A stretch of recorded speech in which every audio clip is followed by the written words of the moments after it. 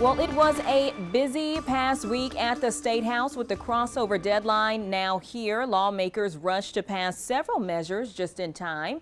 News 19's Julia Kaufman has a wrap-up of what you need to know.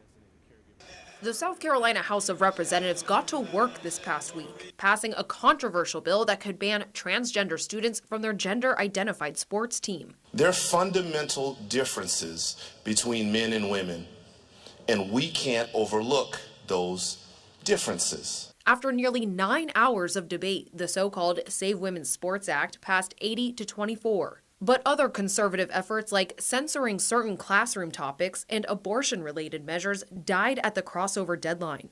It's a complete restructure in 15 months. On a more united front, the House passed a bill almost unanimously to revamp USC's Board of Trustees. It could axe the current members next year. Representative Kirkman Finley says board members were grilled recently for suspicious activities, including sexual harassment lawsuits. It just feels like a continuing churning set of very volatile and toxic conditions. Finally, after making a few changes, a House committee passed South Carolina's medical cannabis bill, getting it one step closer to potentially becoming law. Rather have people having access to safe use of medical marijuana than having them go out and try to go to another state or illegally obtain marijuana. The bill that could allow certain South Carolinians with medical conditions to obtain cannabis passed the Senate earlier this year and can now be taken up by the full House. At the State House, Julia Kaufman, News 19, WLTX.